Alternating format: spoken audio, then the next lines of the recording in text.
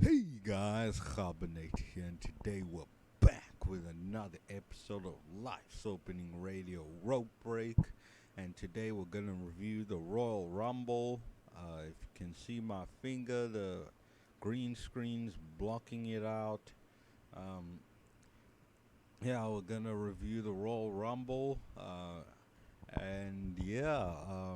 Josh is supposed to join us, but he's in a bit of a mood right now, so whether he'll join or not um, is kind of uncertain. It's gonna be we're gonna have to wait a bit for him if he comes at all. Um, but yeah, hopefully he will come eventually.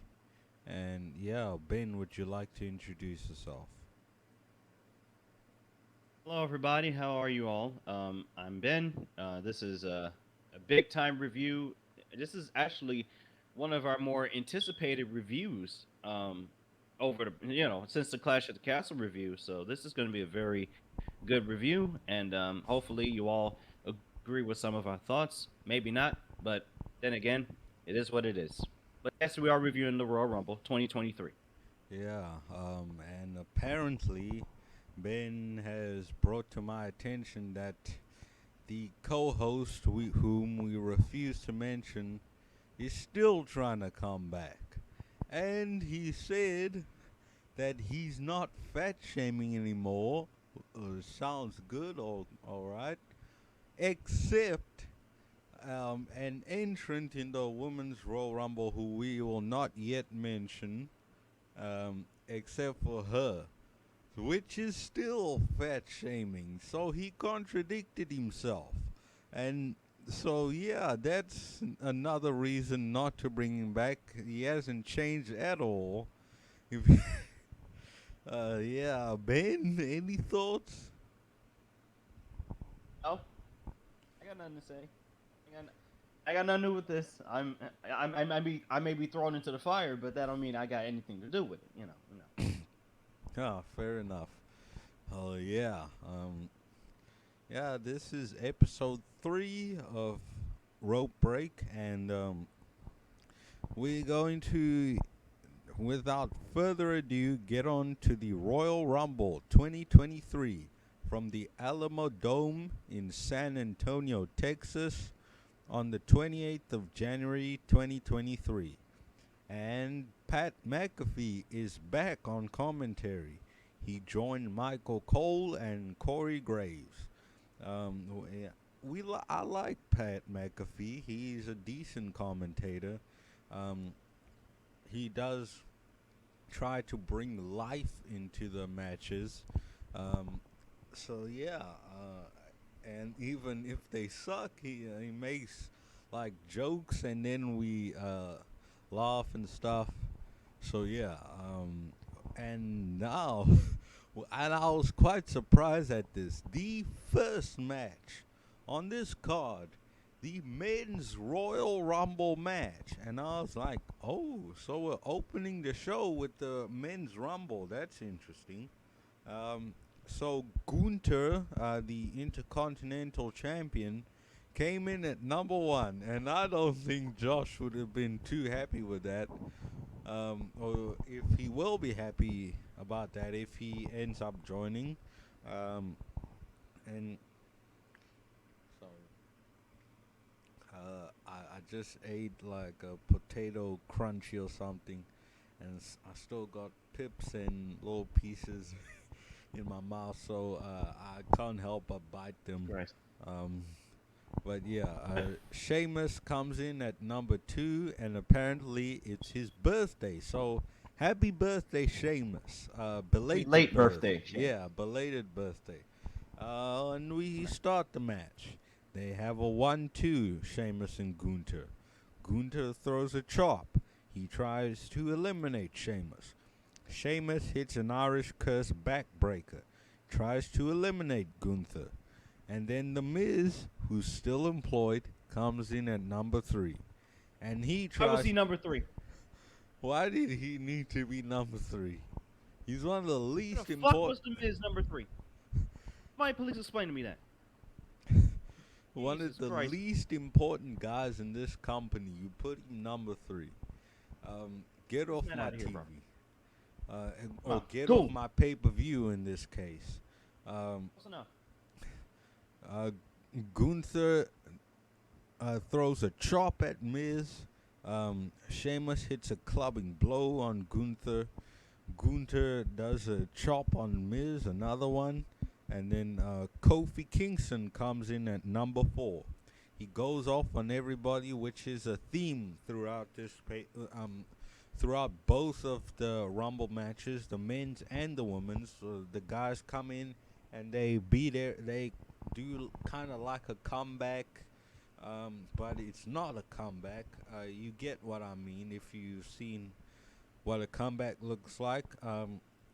But yeah, he does a boom drop on Gunther and Miz, and then Johnny Gargano comes in at number 5, and he spears Kofi through the ropes, which I like. Then he did a DDT on Miz off the ropes. Then Sheamus did 10 beats of the Bodhrán on Miz. He did a bro kick to 25 to the Miz. Yeah, 25. Damn. Then he did 25 to the Miz, and the Miz got eliminated first. Yeah. By the way, Johnny Gargano, no reaction when he came out. Why? Why did this man have no reaction? Jesus Christ. The man was literally in this Royal Rumble, Johnny Gargano, for about a quarter to an hour. So, he should get a pretty good reaction out of this. But other than that, I didn't get it. Quarter to an hour is 15 minutes. Did you mean 3/4? 45, right? Oh, yeah. 3/4 yeah, of an hour. 3/4 of an hour. Yeah. Which is a long time, I'll give him that. But anyway, yeah, Sheamus did a bro kick to eliminate The Miz, and I said, good riddance. Good. Get off my pay-per-view. And then Xavier Woods comes in at number 6. And then the New Day does a double team on Gunther. And then Karrion Kross comes in at number 7 with his wife, Scarlett Bordeaux. And then he came in with a laggy black and white filter. And then he smashed everybody up. And then Gunther and Kross teed off. Then Kross and Sheamus teed off. And then Chad Gable, who's still employed, came out at number 8. He looked like a big baby. Yep, he did that. It's shoes, not shoes. I'm like, thank you. Get this Fucking man goon. out of the ring and off my pay-per-view. And then, finally, with someone serious, Drew McIntyre came in at number 9. And Sheamus and Drew McIntyre are the Banger Bros. No. which apparently is something crude, which we will not mention. So then, No, don't. the commentary made a joke about it, and then Drew McIntyre did a Claymore kick to eliminate Karrion Kross. And I was kind of struggling because I literally forgot what Drew McIntyre's finish was. I was like, oh, something kick. No, that's the Future Shock DDT. I had to Google it. I literally forgot about the Claymore kick. That's how long I haven't seen Drew McIntyre. Anyway, Drew and Gunther have a 1-2 exchange. Then Santos Escobar comes in at number 10 with Legado del Fantasma, followed by Angelo Dawkins. Sorry? Santos got a good spot in this Royal Rumble. Yeah. Number 10. Thank you. Really good spot. Yeah, then followed by Angelo Dawkins at number 11, Why? who is from the Street Profits. Why? He's Why was not. Angelo Dawkins top 15 in this Royal Rumble? Somebody please explain to me why Angelo Dawkins and Montez Ford was in this Royal Rumble. Why? Yeah, they're Somebody tag finna get team. their ass whooped. They're Somebody finna get tag their ass team. whooped. For what? Why is he in about? Why is he in the Royal Rumble? Yeah. And then, but Angelo Dawkins did a nice comeback. Always did great comebacks. He's the most underrated member of the Street Profits, in my opinion. Then Gunther eliminates Woods. Kofi does a double foot stomp. I don't know on who. I didn't write down. Gunther knocks Kofi onto a chair. Not an elimination. That was actually, I think that might have actually been a botch. Um, It was about. and then I'm like, It actually was about. oh, come on. Not this now, where they have to get him back in the ring because he didn't land on both his feet. Now, that's something that actually ticked me off. And I know it would severely tick Josh off. Um, but anyway, and then Brock Lesnar comes in at number 12 to quite a big pop. Then he throws Suplex City on everybody. He eliminated Escobar, Dawkins, and Gable. Good riddance, Gable. Get off my pay-per-view. Then Gunther and Brock stared each other down, and my heart was thumping. Like, wow, imagine a match between these two. Oh, ho, ho. Wow. Well, Yeah, Gunther's gonna have to. You can't chop Brock Lesnar. He's gonna have to literally maul Brock Lesnar if he even wants a chance at facing him. yeah. And then Bobby Lashley comes in. And he comes in the ring and spears Brock. He slams Johnny Gargano, spears Drew McIntyre, spears Sheamus, slams Gunther, and eliminates Brock Lesnar. And then he's furious, and then Pat McAfee says, "That was the upset of the century." And then we go right back to the BS. Baron Corbin and JBL, who are still employed, go to the ring. Baron Corbin is number 14. Brock Lesnar beats up Corbin, and then he put his hands on a ref. And then Seth Rollins came in at number 15. He came in the ring and super kicked Corbin and eliminated Corbin. Thank goodness. Get off my pay-per-view. And then Otis, who is also still employed, came in at number 16, followed by Rey Mysterio, who actually didn't come out at number 17. Seth Rollins eliminated Lashley. Rey Mysterio, as I said, is nowhere to be found. McAfee actually mentioned the Banger Bros. And then Dominic Mysterio, who apparently Ben doesn't like a lot. And he was. He's become Dominic Mysterio is becoming get off my TV material. I don't know what it is about Dominic Mysterio that is like stands out to me. I know he's supposed to be some heel. He's a chicken shit heel. I get that, but I do not understand why people are liking Dominic Mysterio just because he's a heel. You do realize this guy has been wrestling for about 3 years now, and he's still green as fuck in the ring. And I have another issue as well when we get down the line. Why the fuck did Dominic Mysterio lasted longer than fucking Bobby Lashley in this battle royal? I want to know. Something right there that pissed me off. Oh, Go ahead. all right. Dominic Mysterio comes in at number 18, posing as his father. He was in prison, as Ben has mentioned on his roundups. I hope in Fox River. Hope he was in Fox River. Yeah. If you watch Prison Break, you know it. Oh, you know all about that. Yeah. Next person was Elias. Get off my TV, Elias. Get him out. I hate Yeah, Elias now. yeah. And he was gone in 39 seconds. I actually counted. I timed him when he entered the ring, and then he got eliminated by Drew McIntyre in 39 seconds.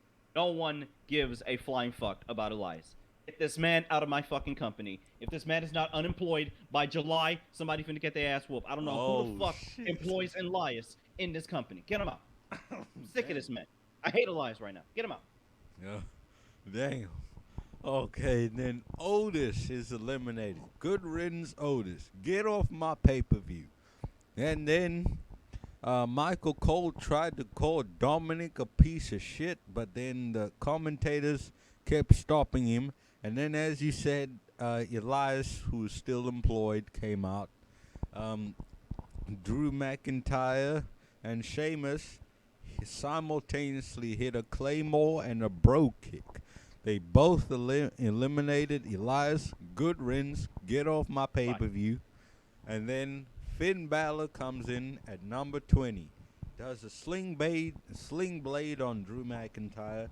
Johnny Gargano tried to hit through the rope spear on Dominic, but then Finn intercepted with a drop kick, which I thought was nice. And then Booker T, who is still employed, came in at number 21. He did bookend. Dun. Yeah. Booker T. Get the fuck off my TV.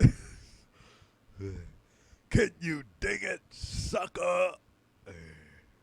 Yeah, get your ass out of the Royal Rumble. You lasted 90 goddamn seconds in this Royal Rumble. Get him out.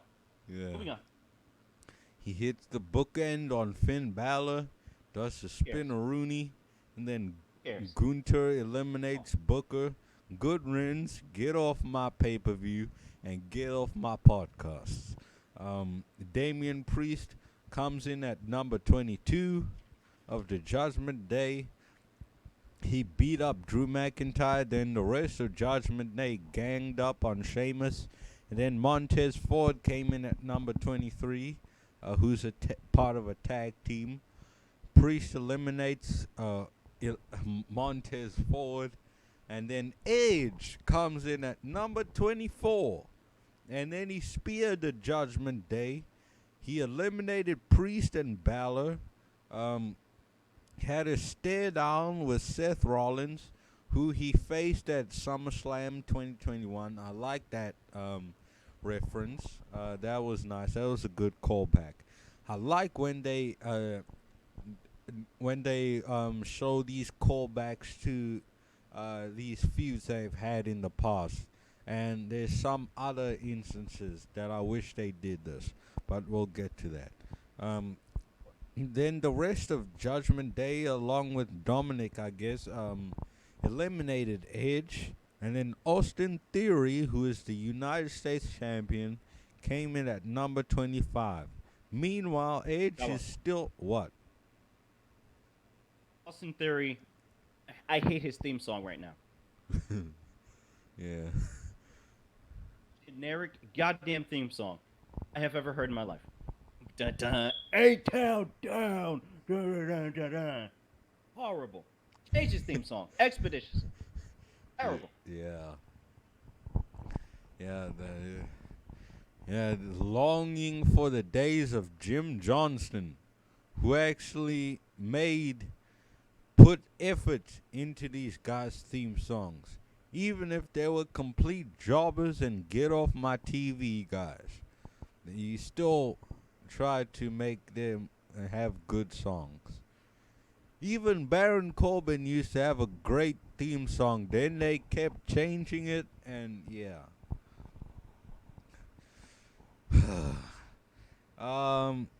As I said, meanwhile, Edge is still fighting the Judgment Day on the outside. Theory was minding his own business. And then Rhea Ripley jumped Edge. And then Beth Phoenix came out and laid out Rhea Ripley. Then we're back in the ring. And then Omos with MVP, who's still employed, came out. And then Pat McAfee actually said shit on the air. And almost laid everybody out. Gunther did chops on Omos. almost choke slammed him. And then Braun Strowman, who is also still employed, came in at number 27. He had a 1-2 with Omos. Strowman eliminated Omos. Good riddance. Get off my TV. Get off my pay-per-view, Omos. We just need Strowman eliminated as well. And then Ricochet came out at number 8. Then the Banger Bros did the 10 beats of the Bodhrán. What's this? I can't get it off. Sheamus did a kick on Gunther. Gunther eliminated both the Banger Bros. And then Logan Paul came in at number 29. Like, what the flip, man? Why? Why Logan Paul? And I have Josh. Okay, hold on. All right. Hold on. This is where I mostly am about to go on probably one of the biggest rants of all time. Oh, shit. Logan fucking Paul, number 29. I want to know backstage, who decision was this? Was this Triple H's decision? Was this William Regal's decision? Who the fuck had Logan Paul at number 29? Why was Logan Paul in this fucking match? And why was he in the final 8 of the Royal Rumble? Who the fuck made that goddamn decision? Somebody finna get their ass whooped. I'm finna raise a lot of hell around here because there's no goddamn way Logan Paul should be number 29 in the Royal Rumble. Yeah, Ben Charles is finna kick in their ass. Whoever had Logan Paul number 29. And I guess we'll just wait for Josh to turn his camera on. Meanwhile, everybody gangs up on Logan Paul. And then this nigga went and stole Hangman's buckshot lariat, the flip over lariat. And I'm like, why? And then Cody Rhodes came out at number 30 and gets crickets. Because everybody knew he was coming. So, of course, he got crickets when he came out. He eliminated Dominic Mysterio. Cody and Ricochet eliminated Strowman. Good riddance. Get off my pay-per-view. Get off my TV. And then Theory eliminated Ricochet. And then Cody eliminated Theory. Seth and Cody and Gunther faced off. Seth hit a pedigree on Gunther, and then Cody hit a pedigree on Gunther. Seth Rollins and Cody Rhodes faced off, and then Logan Paul was still in the match. He's still not eliminated.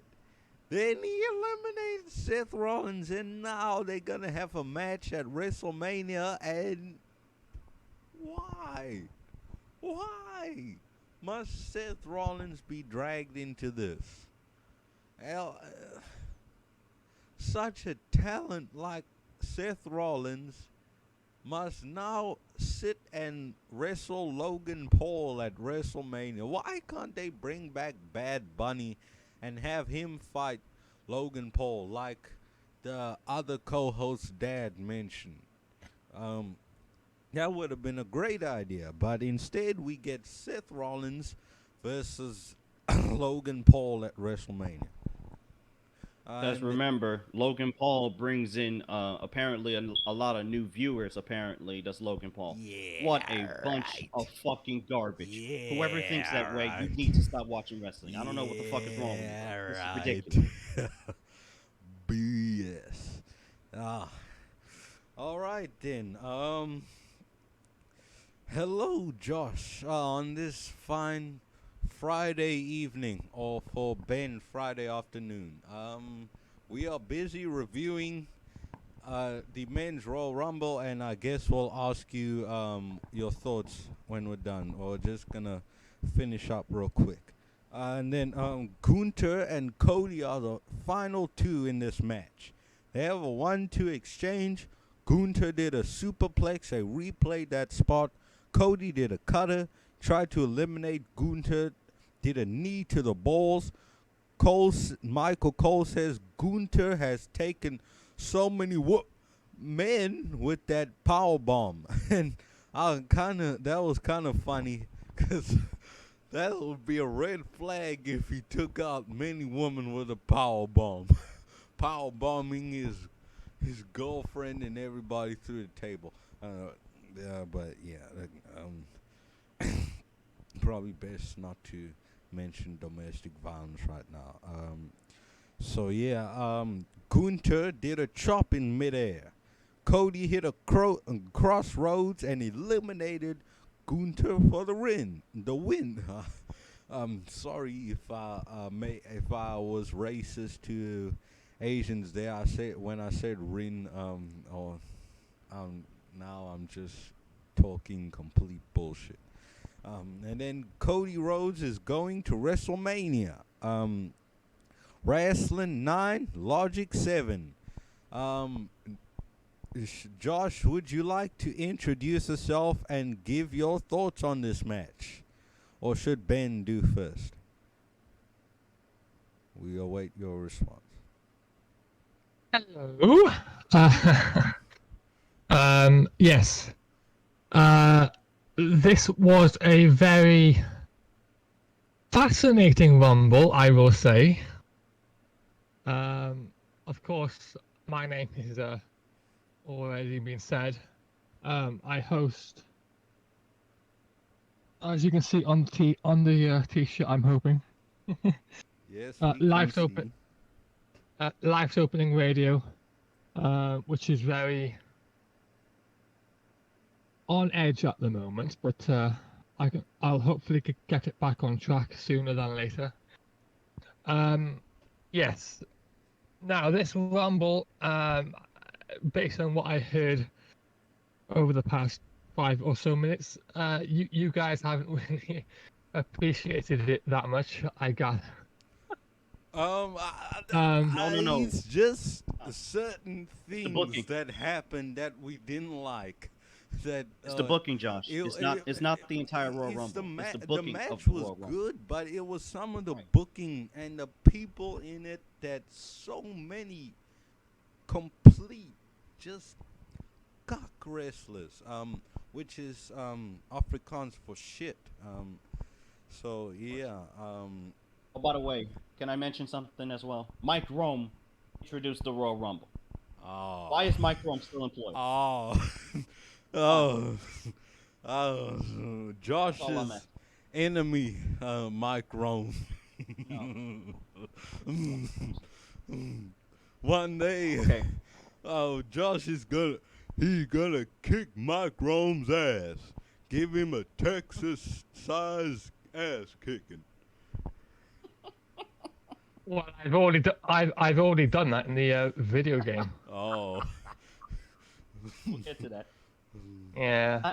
I also have a problem with like some of the guys in this Royal Rumble. I'm not saying they didn't deserve it. It's just the way they were placed. For instance, Xavier Woods was number 6. Somebody please explain to me what the fuck did Xavier Woods do to get a number 6 spot in the Royal Rumble? Yeah. Nothing. Has he won a match on SmackDown? No. He has not won a match. No. So here are all the guys who are former champions, right? Miz, Kofi, Drew McIntyre. I get that. I get they want to meet like legitimacy, but tag team wrestlers in this, and you know they had Booker T in this. It was stupid. It had the following. I'm gonna name all these people. By the way, still employed, all of them. Yeah. Xavier Woods.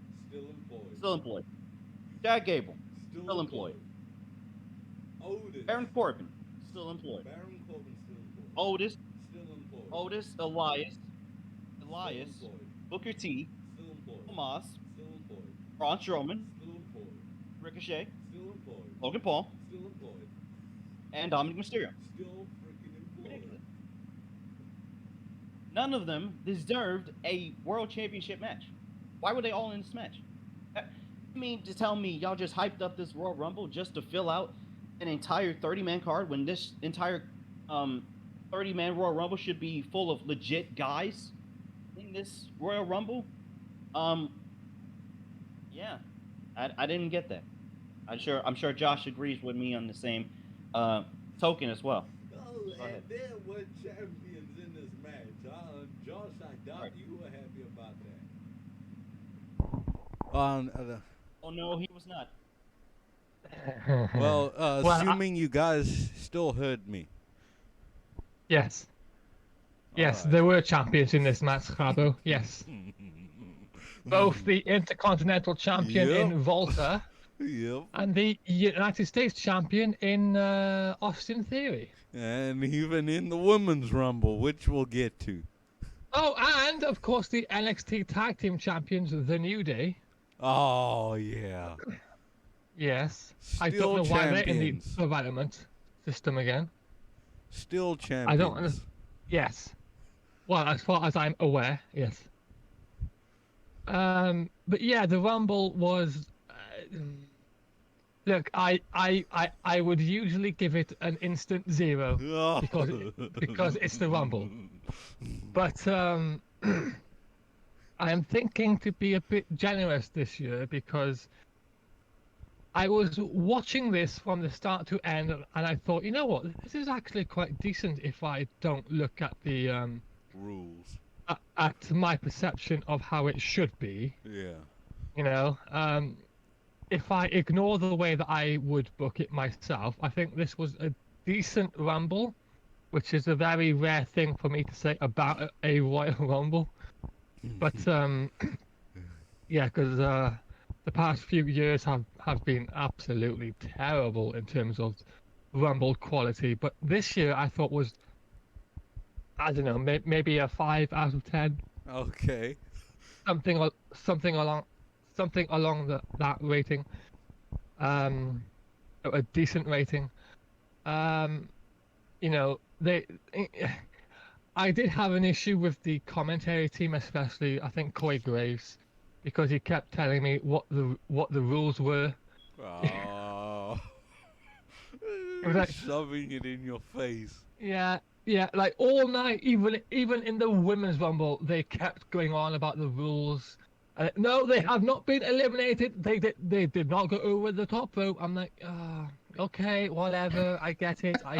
Just shut It's- up now. I get it. Sounds like Vince, bro. It's your version of the logic of the match. I get it. I will follow it along. Whatever. It's decent. Corey Graves sounded like Vince. They didn't go over the top rope. What? Well, this match would have been a lot worse if Vince was actually there. Yeah, but, yeah. As far as Triple H's first attempt at a Rumble goes, I thought it was decent. It did its job.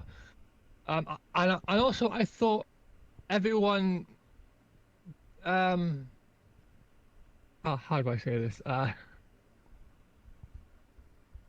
Everyone had a thing to do that made sense for them to do. It never came across as, oh, this is just happening just for the sake of filling in time, you know? Like this guy over here is just laying down just to fill in time, or they're just pushing each other or trying to stop each other from eliminations, which did happen, by the way, a few times, but it didn't come across as that like it has done several times in the past Rumbles, for God's sake. Like, everyone felt like they were in place and they knew what to do. Like, the eliminations kind of made sense when they happened. You know, and also, this was a very storyline-based Rumble. Like, all the feuds that were going into it, they were ongoing here. New feuds have been made here, and also Volta, he apparently broke the record for like 1 hour and 10 minutes or something. Yeah. So yeah, he's definitely going to get pushed this year, definitely, which is very nice to see.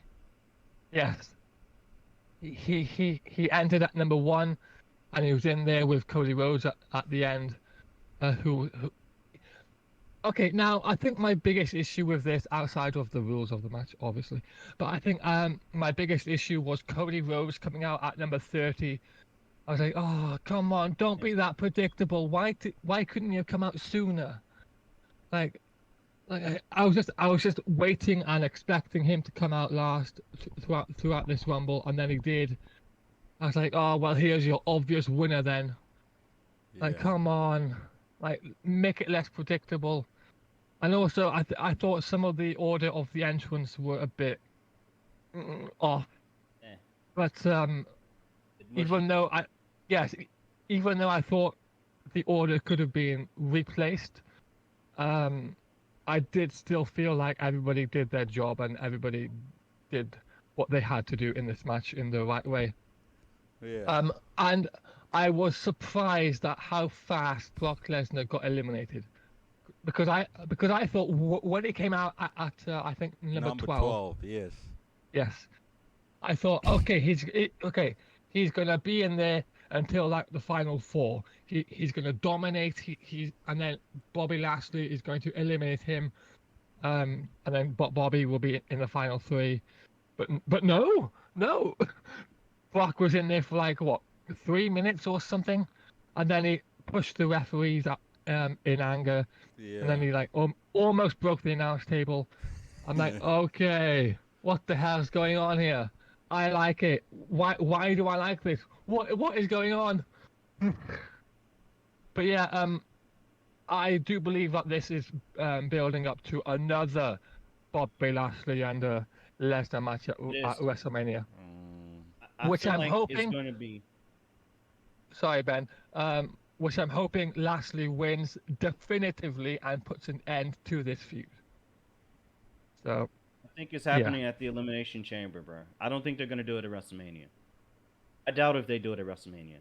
It's way too hot right now to be doing it at WrestleMania. Now, I agree with Josh's points. I also think Cody should have been number 3 in this Royal Rumble instead of the goddamn Miz because number 1, Cody looked like Super Cena when he came out. He yes, looked like John Cena, bro. I don't know Yeah. what was this. Like Cody Rhodes got more vignettes instead of him being a legit surprise. Like Yeah. Cody says, I think Cody should have said, "I'm 100% and I'm ready to go, ready to wrestle again." He never he should have never said Royal Rumble. He should have never done these vignettes. I think Cody should have been number 3. Brock should have been at number 12. I think Bobby Lashley should have been number 6. I don't know why was he number 13 in this match. He should have been number 6. Have him go all the way. And all that other stuff. We need legit guys in the final of the Royal Rumble. We do not need Dominic Mysterio, Ricochet, Logan fucking Paul, and fucking Austin Theory in the final 8 of the Rumble. It's yes. stupid. Well, I think the main reason that they were in that position at the end there, Ben, is because I think this was Triple H showing the audience like these are the future. Dominic is get the it. future. Austin Yeah, Theory I is have the no problem future. with it. I got no problem with it. Well, But again, why were they in the final 8? They didn't deserve that spot. Have they won matches? Did they win qualifying matches? No. Have they won Elimination Chamber qualifying matches? No. Why were they in the final 8 of the Royal Rumble? I have no idea. To fill out a Outside of fucking 30-man card where it should have been legitimate fucking guys? Bobby Lashley well, should have been in the final 8 of the Royal Rumble. He wasn't. and if you want this to be completely legitimate with actual contenders who could win and go on to become the champion, which I agree with you, by the way, on that sentiment, then this Rumble would have been reduced to like 10 entrants at most. Yeah. Good So, point. ladies and gentlemen, we are now about to start the men's Royal Rumble, the 10-man Royal Rumble, because that's all that we can afford. Like, just... Uh, Yeah, they usually fill in like tag teams in this. They Yeah. usually fill in yeah. pointless mid-card wrestlers Yeah, who are never going to champions. win. Yeah, Okay, but first you of know, all- it's the way they do things. So you know, whatever. Which is stupid. It is what it Which is is. stupid, by the way. Like Where like was Shinsuke like Nakamura both. in this battle royal? I don't think he was in this Rumble. He wasn't even in this at all. Where No. was Shinsuke Nakamura? Where was Butch? Where was You mean Pete Dunne?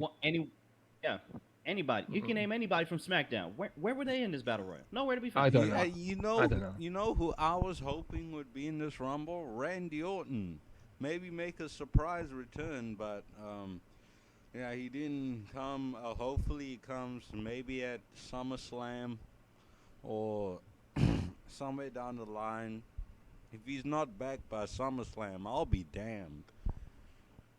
Well, I'll just say this. I did make a prediction of sorts about Randy Orton in one of the old episodes of this podcast. That I don't think he would make his return here. I legit thought that he wouldn't make his return until after WrestleMania at the earliest, and that seems to be the case here. So, you know, because his injury did seem to be very serious at the time. So, yeah. Yeah. Yeah. That's the men's rumble. And on to something a bit less desirable and more deniable. The Mountain Dew bitch black match. LA Knight versus Bray Wyatt. Alrighty. Yeah, Alrighty. yeah. That's enough. That's Yeah. enough. That's enough. Bray Wyatt won 5 minutes. No one cared. This Yeah. sucked. Moving on. Yeah, it wasn't even pitch black. It was literally a neon lights match. It's not worth going over this match. Yeah. Then we get a WrestleMania vignette. It's gonna be in Hollywood at the SoFi Stadium on the 1st and 2nd of April, which hopefully we will review. I don't know about me. It's gonna be a lot of notes to take down. It almost took me the whole week just to take notes for this. I don't know how I'm gonna do WrestleMania. So yeah, now for the Raw Women's Championship, Bianca Belair versus Alexa Bliss. Bianca Belair throws some shoulder rams in the corner. She does a clothesline, arm drag, beats up Bliss in the corner. Bliss does a drop kick, does a snapmare, does a bow and arrow stretch, double knees to Bianca's back, puts in a headlock. Belair escapes. Bliss does some kicks for a 2 count, does a headlock and taunts. Belair does a suplex, drop kick, beats up Alexa Bliss in the corner, does a 2 moonsaults for a 2 count. Bliss does a DDT for a near fall, and then Belair hits a KOD for the win. Wrestling 6, Logic 5. I think this was the optimal time to have this go, because you can't go 20 minutes with Alexa Bliss. I'm sorry. I'm just not a fan. What do you think, Ben or Josh? Whichever you want to go first. Oh, okay. I'll talk about this. I thought this match was okay. Was I interested in this match? Not really, but at the same time, it's better to have this match here rather than at the Elimination Chamber Or where, at all the- WrestleMania. Right. And I feel like they did a serviceable job. It's not like the match was full of botches. It's not like it was the women's Money in the Bank ladder match, which actually I just watched recently, which was, by the way, horrible. Which one? And yeah, it was terrible. Anyway, so the fact that I had this match here, I thought this was okay, and that was it. All right. Yeah, and then speaking of Elimination Chamber, there was a vignette for Elimination Chamber, and it's going to take place on the 18th of February in Montreal, Canada, which we will review. Me, Ben, Montreal, or province de Quebec. and Josh, if he wants to join us, we will review it. It's uncertain. So yeah, the Judgment Day has a vignette. They're the best thing on Raw. And now we have the 4th match on this card, which is the Women's Royal Rumble match. Rhea Ripley comes in at number 1, and followed by Liv Morgan at number 2. They start the match. Rhea dominates Liv Morgan. Liv Morgan tries to retaliate. Dana Brooke, who's still employed, comes in at number 3. Same spot that Miz came in. And then Dana Brooke, still employed. yeah. Dana That's all I'm does saying. a super Get her off on TV. Liv. Expeditiously. Go ahead. And then Emma comes in at number 4. I've actually heard good things about her on Impact. When she was in Impact, yeah. It was Tennille Dashwood in Impact. Yeah, Tennille Dashwood. I like Tennille Dashwood better than Emma. Oh, Get rid of the Emma name. I hate it. It sucks. okay. Oh, what about Emelina? Emelina or Emmeline? Oh, that sucks too. I think it was Emelina. It was Emelina. Nothing Emma anymore. Change her to something Dashwood. Okay, that would be fine. Yeah. And some people got their names back, which is great.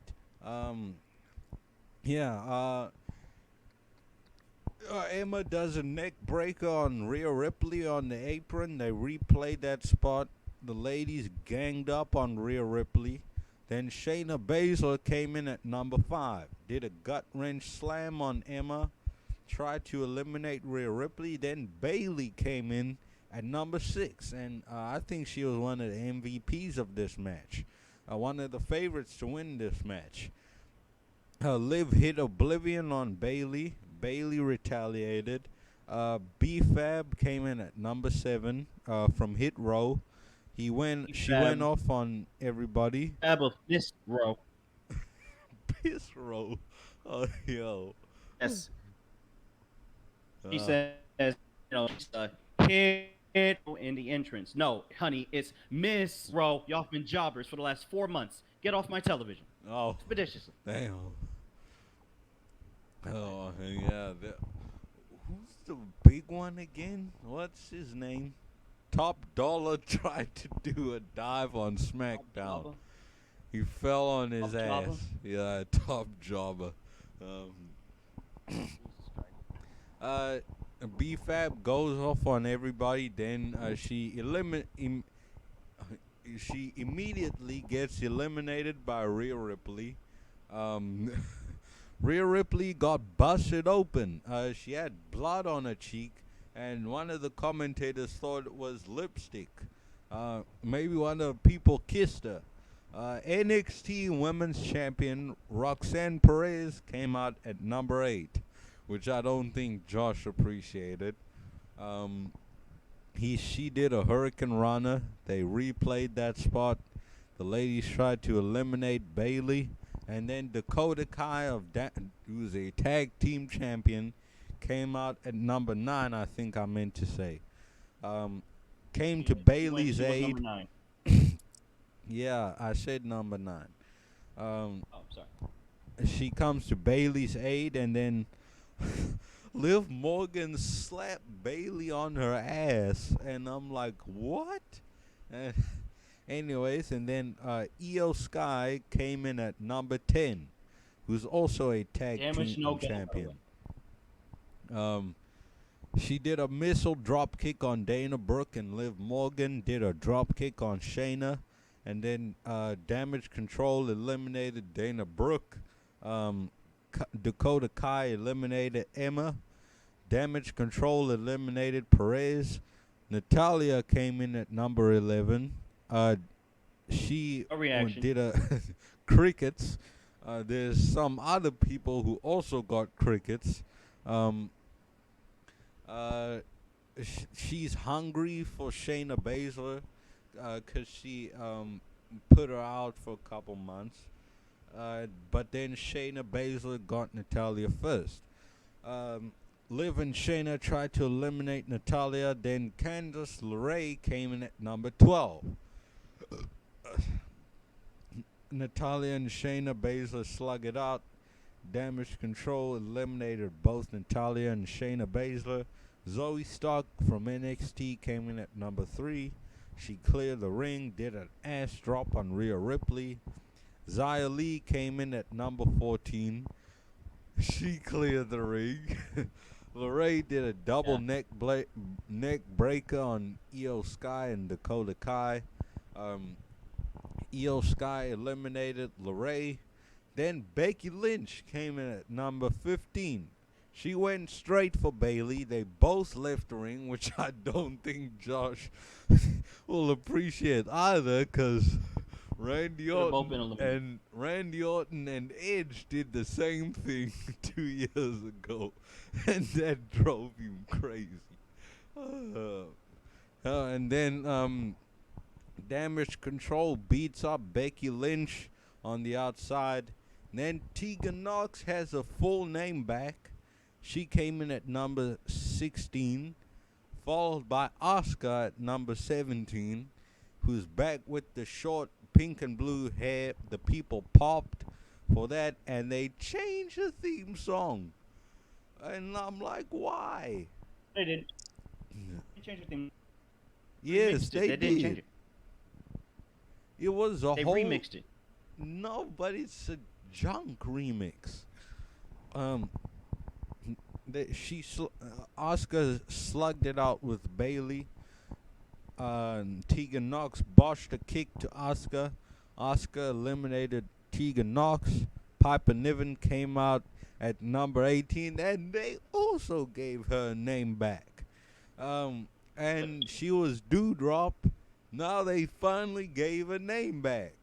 Now we have hope for other wrestlers that they'll get their names back. No way. Big fan of Piper Niven. Over here. Me. Yeah. She's pretty Just good. didn't like her name at first, but now she's Piper Niven. I've always been a fan of her. Uh-huh. Needs to be pushed. Yeah. She did a splash on Liv Morgan and Bailey. And then Tamina, who's still employed, came in at number 19. She eyeballed Piper Niven. Damage Control gagged up on Tamina. Becky Lynch re-entered the ring, who's still not eliminated. And then Chelsea Green came in at number 20. I think Ben, he's too agitated for him to shut up. You want to say something? Chelsea Green lasted 6 seconds in this Royal Rumble. That's all you need to know. 21, Selena Vega. Got eliminated in 5 minutes. No one cared. Rodriguez, number 22. Wait.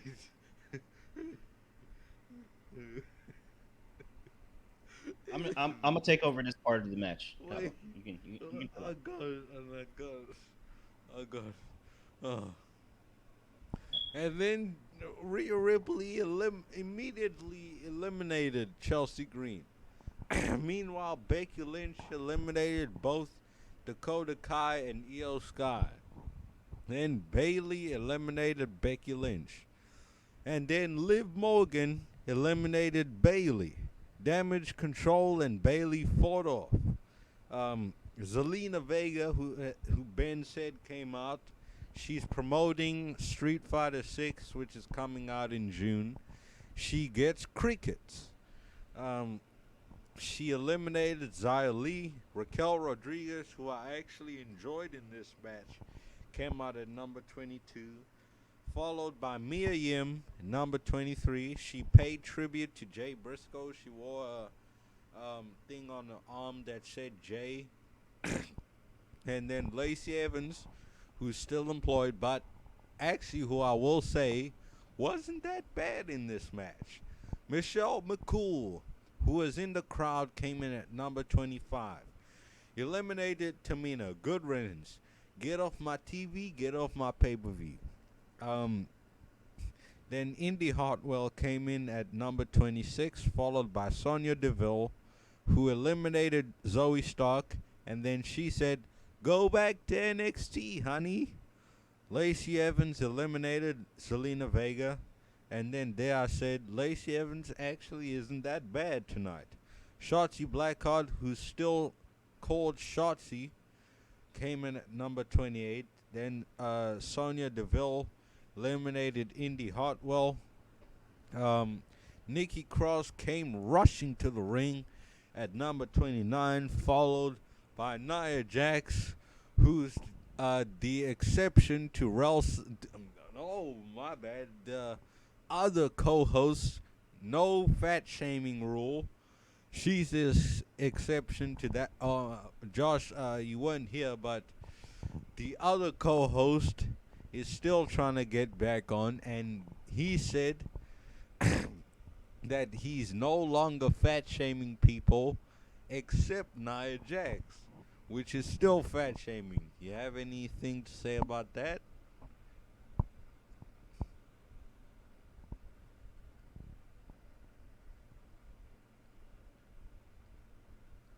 No. All right then. Everybody gangs up on Nia Jax.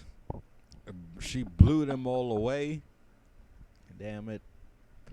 Just go to the next page. She slugs it out with Raquel Rodriguez. Rhea Ripley hits Riptide on Nia Jax. She ordered everybody to eliminate Nia Jax, and they succeed. Raquel Rodriguez eliminated Lacey Evans. Asuka and Sonya Deville fought on the apron. Asuka eliminated Sonya. Rhea Ripley eliminated Michelle McCool. Mia Yim eliminated Shotzi. Piper Niven eliminated Mia Yim. She and Raquel faced off. Piper Niven did a nice back suplex. She did a cannonball. Raquel Rodriguez eliminated Piper Niven. Raquel almost eliminated Rhea Ripley. And then Rhea Ripley eliminated her best friend, Raquel Rodriguez. Liv Morgan eliminates Nikki Cross. And then Liv Morgan, Asuka, and Rhea Ripley are the final three. Rhea Ripley almost eliminated Liv Morgan. Then the final three fought on the apron. Asuka spit the blue mist at Liv Morgan. Rhea Ripley eliminated Asuka. Liv Morgan almost eliminates Rhea Ripley. Then Rhea Ripley hit a Hurricane Rana on Liv to win the Royal Rumble and earn her ticket to WrestleMania. Wrestling 9, Logic 7. What did you guys think of this match?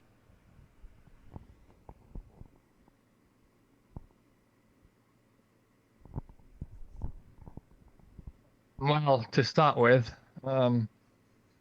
Rhea Ripley was the correct winner, so they picked out the winner correctly here, so that's a good decision there on the booking there by Triple H or whoever booked this match.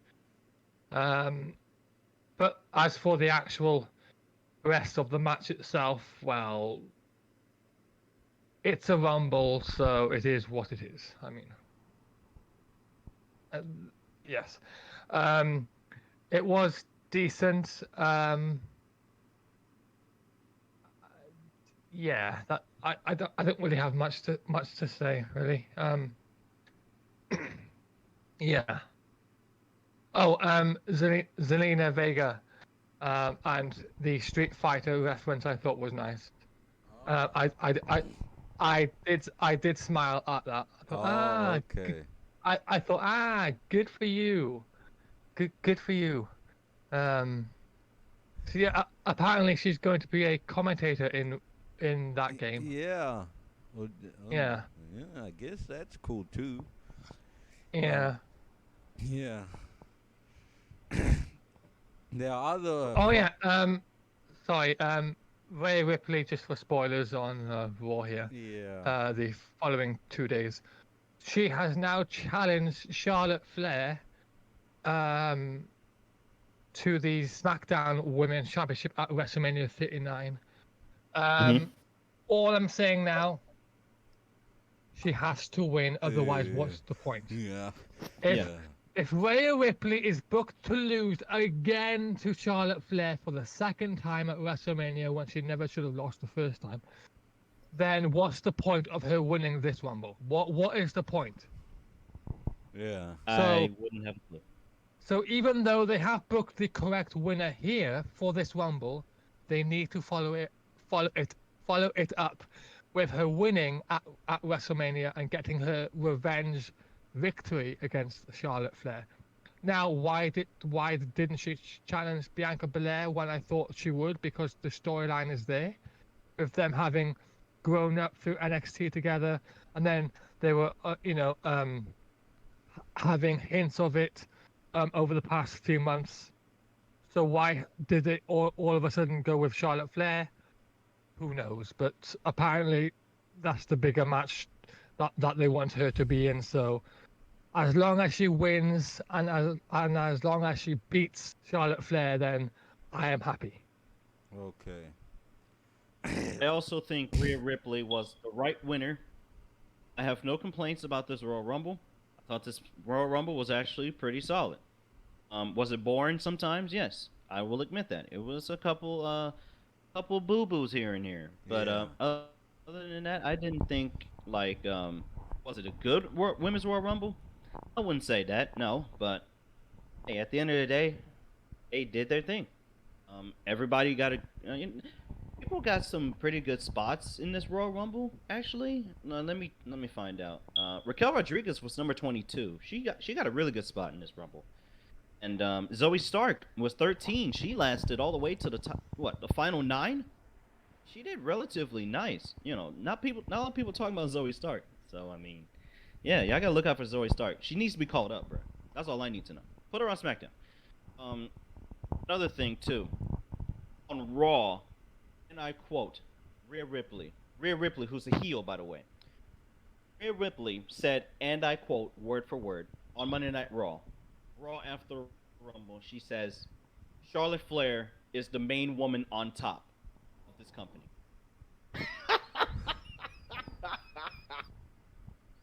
Oh, she's not exactly wrong.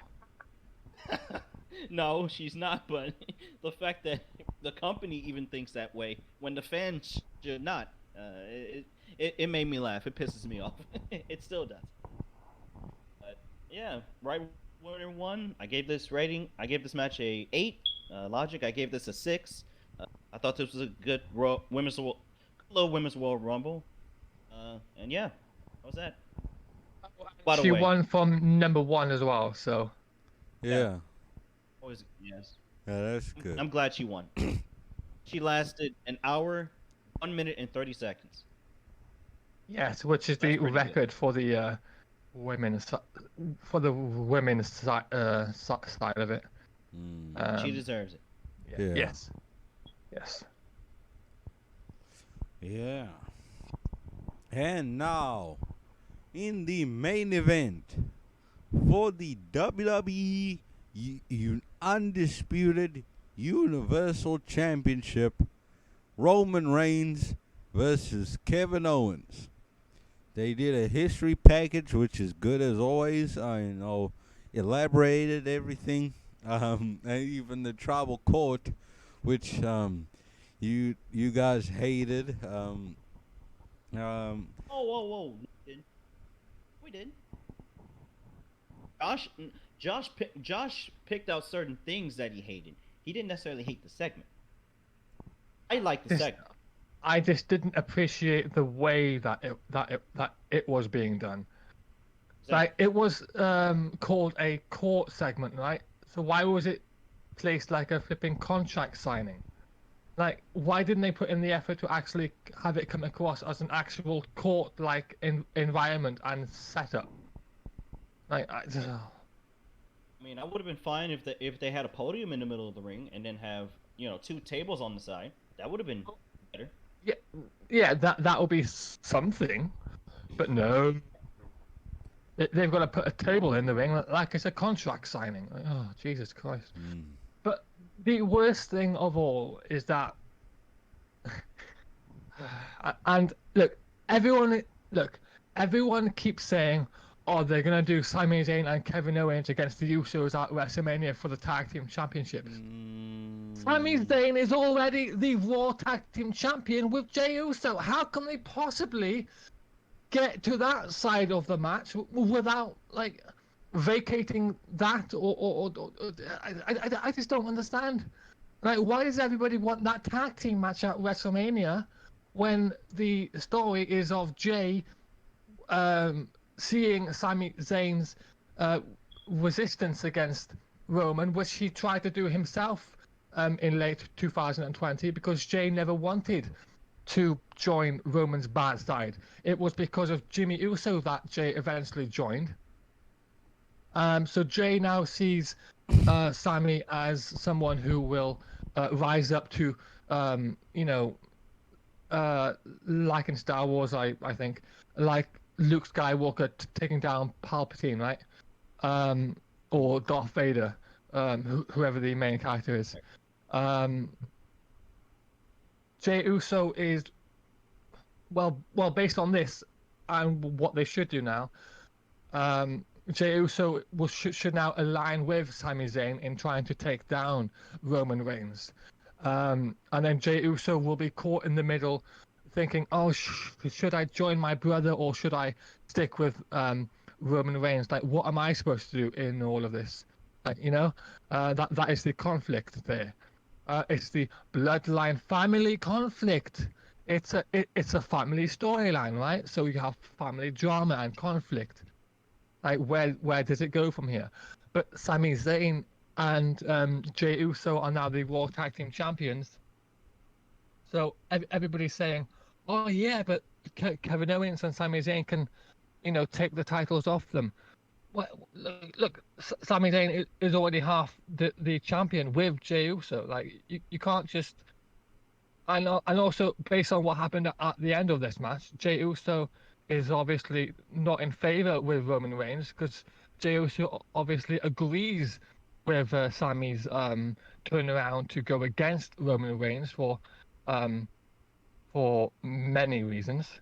Because Jey Uso has never wanted to follow Roman Reigns in the way that Roman Reigns has been over the past 2 years. Jey Uso was basically forced to follow his demands because otherwise, yeah. So Jey is wanting to revolt here, like Sami Zayn is. So I'm hoping that that's the way it goes. And it could possibly lead to Jey Uso having a singles run, for if they don't want to continue the Usos as a tag team anymore, which would be a shame. But if that's the way they want to go, then it is what it is. But if I see them book the Usos against Kevin Owens and Sami Zayn, because all of a sudden now in the next 2 weeks, Jey Uso has decided, you know what, forget all the storyline progression we've done over the past 2 years, and I'm just going to go back with Roman Reigns like nothing ever happened. And then they book the tag team match at WrestleMania somehow, even though Jey Uso is already the Raw Tag Team Champions with Sami Zayn, which wouldn't make any sense. Because if they book that tag team match, like, all of this is just garbage. Like they have to go a new direction. Like, to me, I think Sami Zayn is the one who should beat Roman Reigns to become the new Universal Champion. But obviously, that's not going to happen now because of Cody Rhodes. Otherwise, it's going to be another triple threat, and I don't want another fucking triple threat. I just want it to be a singles match. And also, I don't want Roman Reigns to wrestle twice on night 1 and night 2 against 2 different opponents. It just, no. Yes, Ben? Oh, I want to point something out as well. Yes. I feel like where they're going with this. I know, like, Sami Zayn substituted for Jimmy Uso on Raw's 30. I know that and everything like that. Josh has relatively good points. He's not wrong in his assessment. Here's what I think should happen at WrestleMania. Cody versus Sami Zayn night 1. Winner faces Roman night 2. Now, if that doesn't work, look, that's fine. Okay, some people may disagree with me. That's fine. But on the same token, both hate Roman Reigns. Get that out the way. That way, eliminate one or the other. Who would win? Win? Who would win that match between Cody and Sami? Because because both Flip a need to win. A coin. A coin. Hey, Flip a either coin. hey, I'm sure many people don't want Cody to win against Roman. So Well, if it was up to me, Cody wouldn't even be in this position right now. Like Correct. I would give it to him at SummerSlam or sometime around then. You know, yeah, especially not like WrestleMania fucking Backlash, which is coming back by the way. Jesus fucking is Christ. it? Yes, they had a vignette for it before the main event. Fuck out of here. WrestleMania Backlash. Whoever the fuck came up with that idea, you need to be fired on the spot. You need to be gone. Yeah, the first one wasn't great. Like First one was literally, fine. it had The like first one was fine, but then again, why? five, Why was it a pay per view anyway? had like 5 triple threat matches. Rhea Ripley versus Asuka versus Charlotte Flair. Bobby Lashley, Braun Strowman, and someone else. Drew Triple McIntyre. threat. Drew McIntyre.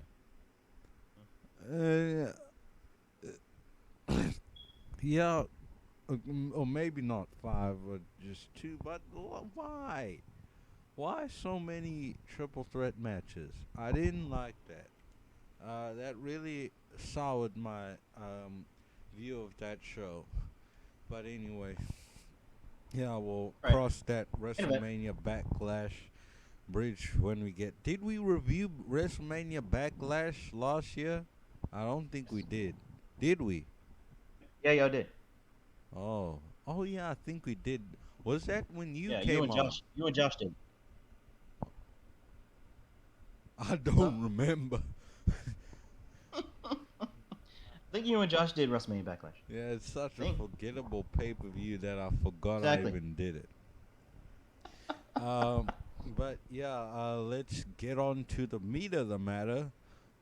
Kevin Owens comes out, followed by Roman Reigns. He comes out with the Bloodline. Sammy Uso. Everybody is chanting that in the crowd. They lock up. Roman Reigns does a shoulder tackle. They lock up again. Roman Reigns does another shoulder tackle and then another lock up. Kevin Owens does a high elbow and a senton. Does a cannonball. They fight on the outside, back in the ring. Roman Reigns does a rock bottom. Does a drive-by for a 2 count. Headlock, uppercut. Kevin Owens chop to no effect. Right hand, Roman Reigns with a big boot. Kevin Owens with a clothesline. Roman Reigns with a high kick. Kevin Owens throws Roman Reigns out of the ring, Royal Rumble style. He does a splash on the outside. They get back in the ring. Another splash for a near fall. They replayed that spot. Roman Reigns did a sit-out powerbomb for a 2 count. They replayed that spot. Roman Reigns did a We the Ones pose. Did a Superman punch for a near fall. They replayed that spot. He missed a spear. Kevin Owens did a super kick and a swanton for a near fall. Replayed that spot.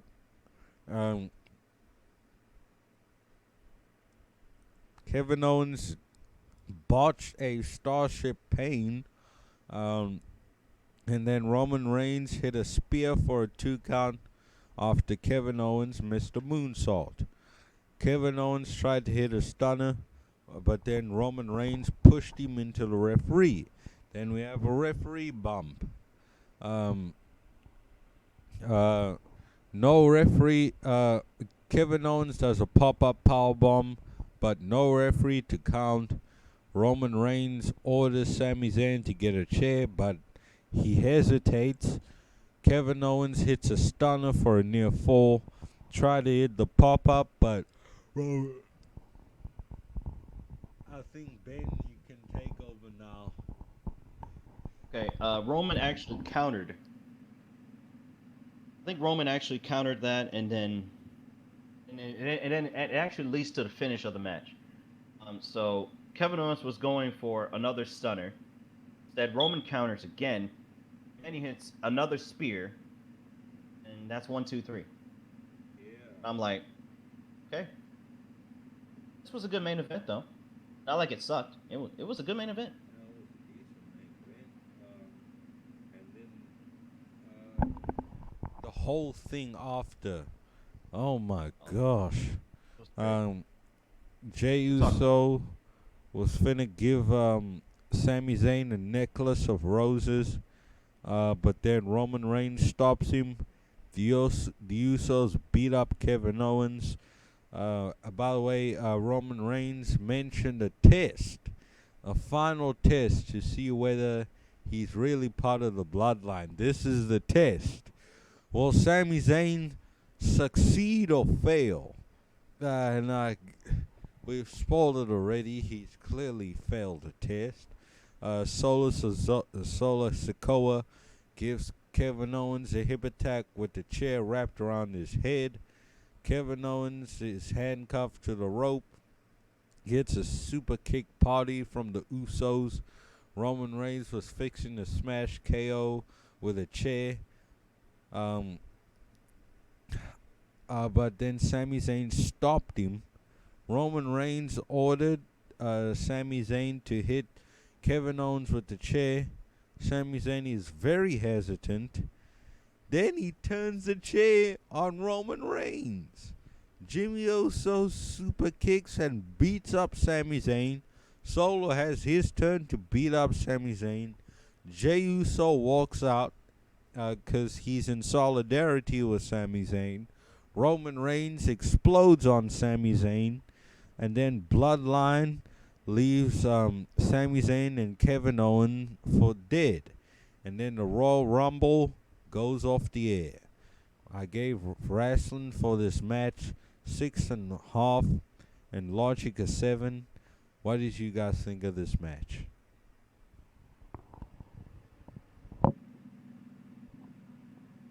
I thought this was a good match. They had a good amount of time and everything, and I think Kevin Owens also looked really good in this match as well. And all the shit that we give, like some people hate Kevin Owens for some reason. I don't understand that logic because Kevin Owens is actually a legit guy. He can actually go in the ring. The funny thing is, it's not like he's terrible.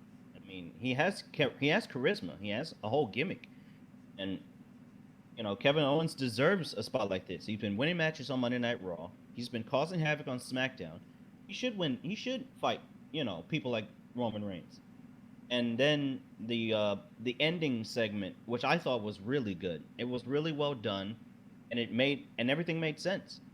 Jey Uso walking out, Sammy hitting Roman. I expected Sammy to hit Roman actually because I thought like Sami Zayn was gonna hit Roman anyway. I knew where this was going way before everything, before the tribal court segment, before the entire Sami Uso thing. I knew where this was going, and the fact that Sami Zayn actually had the courage to do that stands out to me.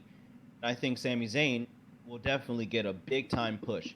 He may not win the world championship right now, which I will not be mad about. I think Sami Zayn is a elite caliber wrestler. Honestly, I think he's legit one of the biggest baby faces in this entire company right now. It's not even funny. Sami Zayn has been pushed more times all year than anybody I have ever seen, and it's not even funny. This one line, "Pussy," has made him the biggest babyface in this company, and that is not and that's not an opinion. That's not a deposition. That is a true 100% statement. It is fact. And anyone who disagrees with that fact, well, you're not watching wrestling. You're not understanding the logic of wrestling. I think this was well done. I think this was good. I gave this wrestling 7.5, maybe an 8 for the end segment alone, and then probably logic. I'll give it a 7, maybe. But other than that, good main event. It had a good ending segment, and I thought it was cool. And I think that Sami Zayn down the line, maybe not now. People may not want Sami to win right now, which is fine. I won't be mad at you. I mean, to be honest, I'll probably have Sami Zayn win the championship somewhere around SummerSlam, maybe, or something like that. But other than that, hey, it is what it is. This was good. Mm-hmm. Josh, do you have any thoughts on this match? Yes.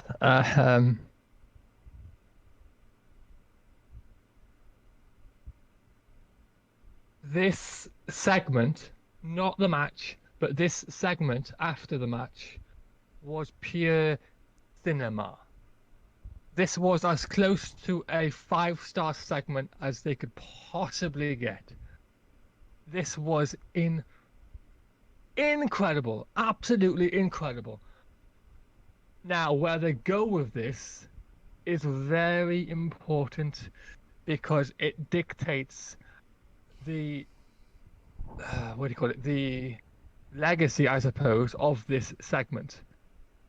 This segment only works as brilliantly as it does for if it gets followed up now over the next few weeks and months in the way that it should do. But yeah, this segment was probably one of the greatest segments I've ever seen in the history of this company. Damn. And that's something I thought I would never say going into From this pay-per-view. Josh. This is legitimately, I approve of this being as close to a 5-star segment as they could ever get. This is legitimately one of the greatest segments in the history of this company from my personal viewpoint. Right. Yeah, and the funny thing about this is Josh has hated Roman Reigns' character for like a number of months. Yeah. It's not like his for years. That's high praise. Since years, day one. Actually, yeah, years. I'm telling you right now, since day one. Well, no, not since day one. Not since day one. Since the Shield broke up in June or July of 2014. That's when I started to hate him. The moment Seth Rollins hit the chair to break up the Shield is the same moment I started to not like him because of the way that he was booked from that moment onwards. Like, he was never involved in the feud. Dean Ambrose was the only one who gave a shit about the Shield breaking up. Dean Ambrose wanted revenge. Roman was busy doing other stuff with Randy Orton, and he never even really referenced the like, what the fuck? And then he was forced because Vince wanted him to be the main event. Like a few months later, he like what? Come on!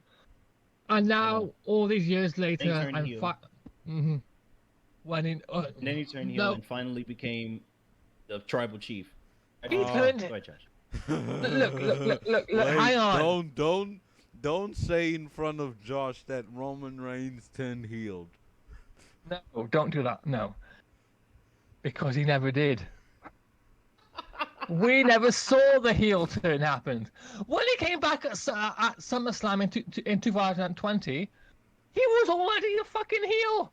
Wait, we never saw the heel turn happen. He left as a face because he was supposed to face Goldberg at WrestleMania that year. Thankfully, that didn't happen. But Braun Strowman replaced him, which was worse. Look. Before he came back, why am I talking about this right now? Before he came back, he was a face who was going to, face Goldberg, right? And then he left because of the virus at the time, and he wanted to stay home to, keep himself safe, right? And then he decided to come back for his own reasons. And then the first thing we see is him as a heel. I'm like, hold on a second. When did he turn heel? You can't just come back and be a heel without telling the story of how. Like, hang on a second. And then people were fucking telling me Oh, well, just that was his heel turn. When he attacked Braun Strowman and Bray Wyatt at the end of that match, that was his heel turn. I'm like, no! No! Get...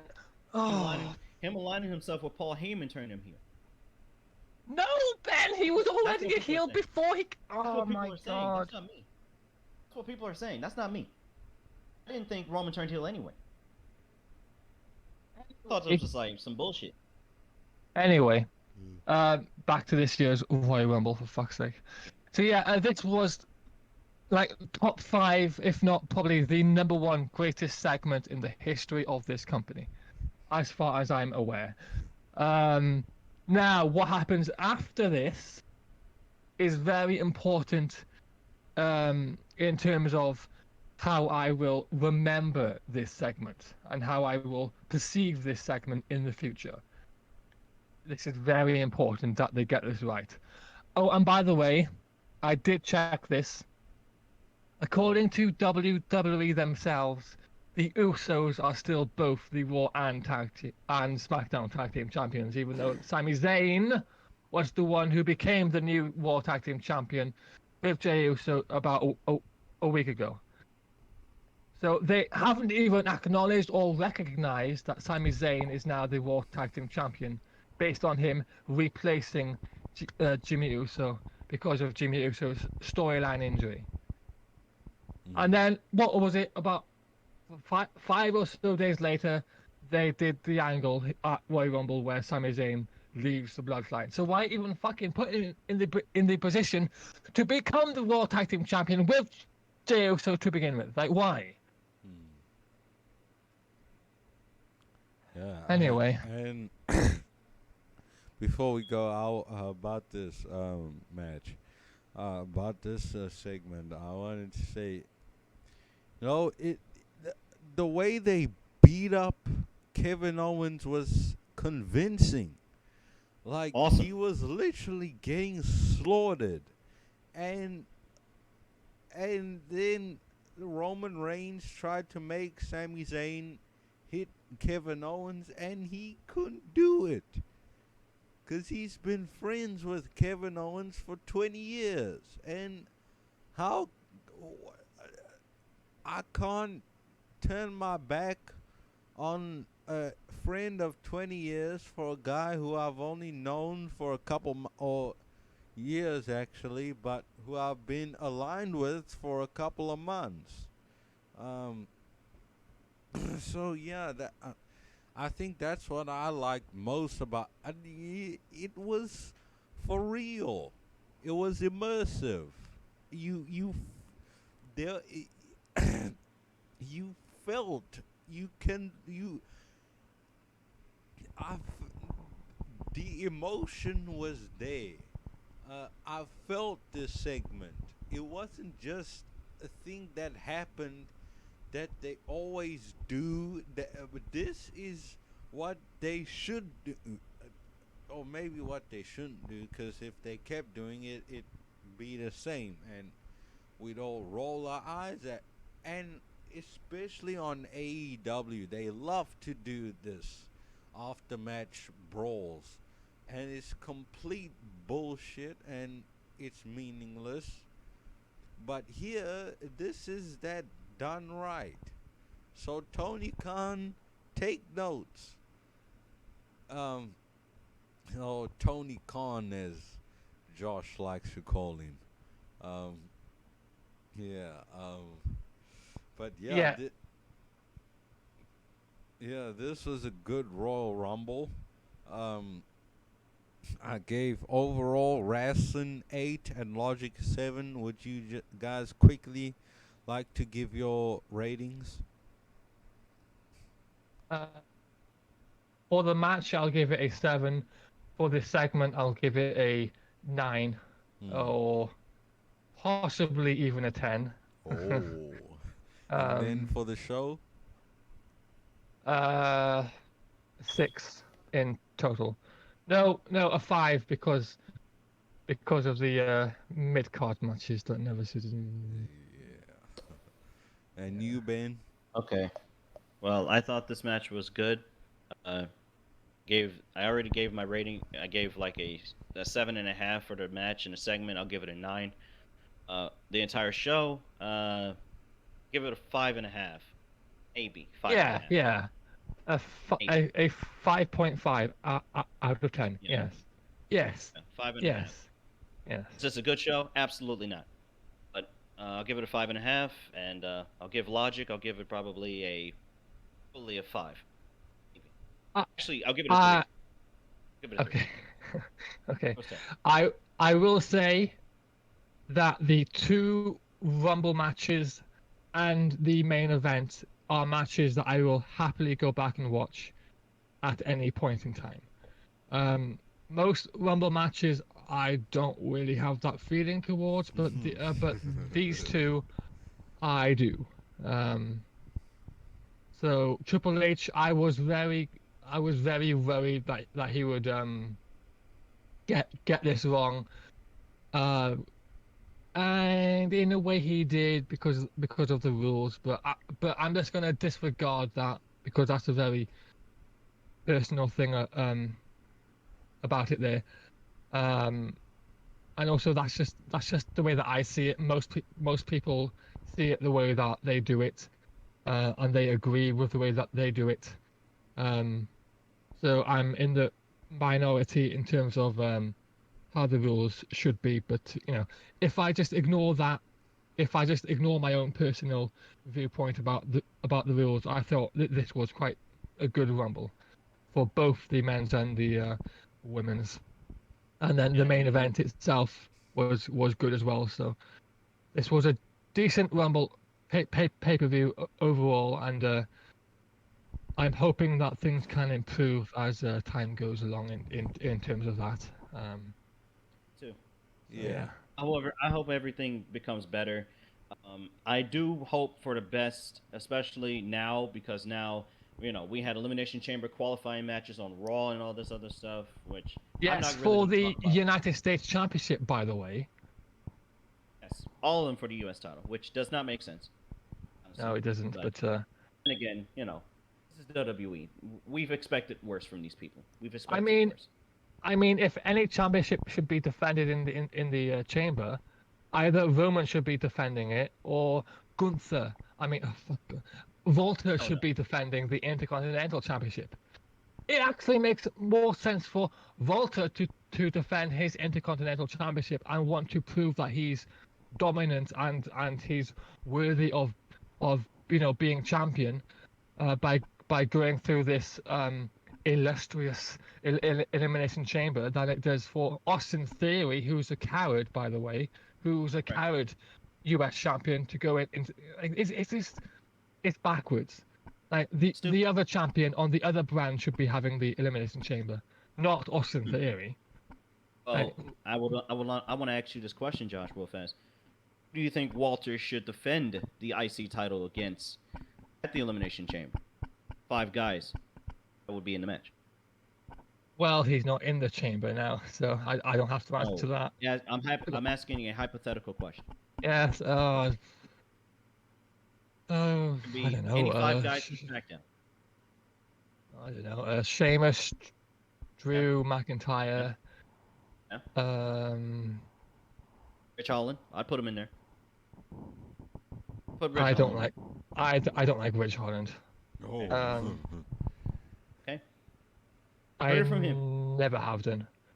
Okay. I mean, he's the one who injured Big E when he never should have done. On toast. I'd have him in there. I don't even know who's on this. Who's on SmackDown? Santos Escobar. There's Ricochet. There's a couple of other guys as well. LA Knight is on there. Oh my God, I don't give a shit about. I know. Yeah. Fact of life. Yeah. What a shit match you had, isn't it? Yes. Fact of life.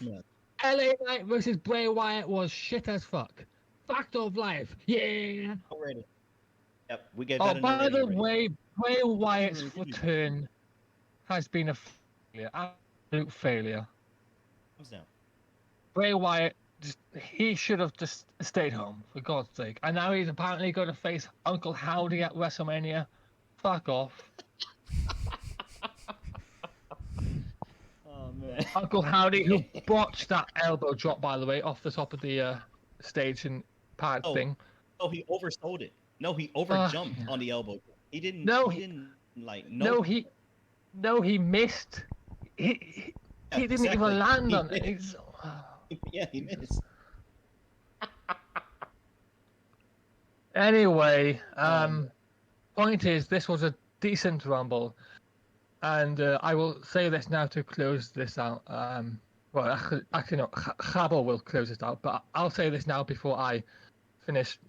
Anyway, if they rush to have Sami Zayn against Roman Reigns at the Elimination Chamber, I will be fucking pissed.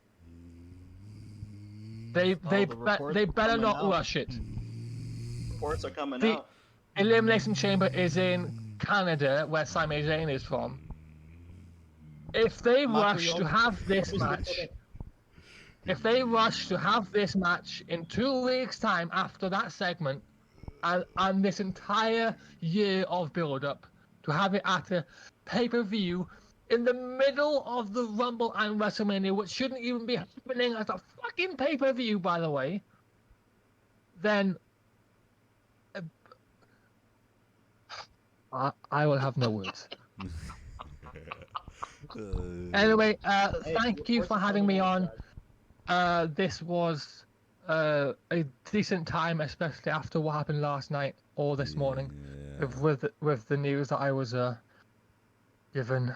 But yeah, yes. So thanks for having me on, and I'll be back on soon, whenever that will be, to cover a review of whatever it's going to be a review of in the maybe future. Elimination Chamber, if you'd like to do that. I don't think he's. I don't. Oh, I don't know. Hey, Josh, whenever you feel like it, hey, you can come back for WrestleMania whenever you feel like it, bro. As long as you're good, as long as you're healthy, and as long as you are okay mentally, and you can come back at any time you see fit. Or is always open. Yes. Always open.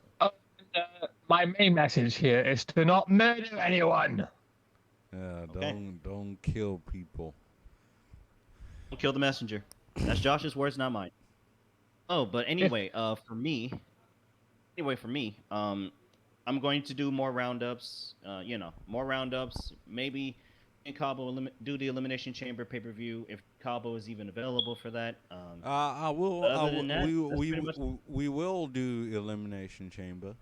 Don't worry. Okay, cool. Just saying. But yeah, more roundups. I did not review Raw or Smack. I'm not reviewing Raw SmackDown this week because obviously it was after the Rumble and we wanted to catch everybody up on the Rumble and then do Raw and then everything else. You know, we want to keep in sync with the WWE schedule here. So it's only fair that we do that. But other than that, more roundups coming. Mysteries of Life in April coming. Got a lot of big time stuff coming this season, and it's going to be a great time. Yeah. Hopefully you all join. Yeah, and also Certified Bangers, Black History Month special with Ben and I, and that will be out by the time you hear this. Hopefully, if everything goes right. I don't know if that's for sale or not, because if it was, I'd probably have one.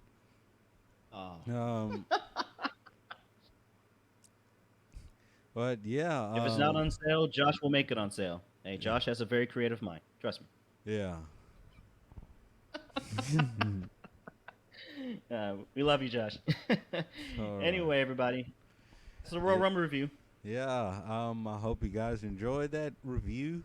We'll be back for Elimination Chamber.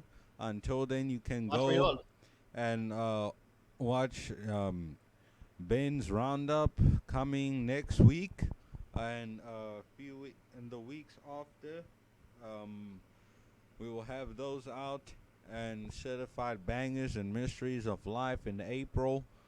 But until Elimination Chamber, this is Kgabonator, Josh Jenkins, and Ben Charles signing out. Don't murder anyone.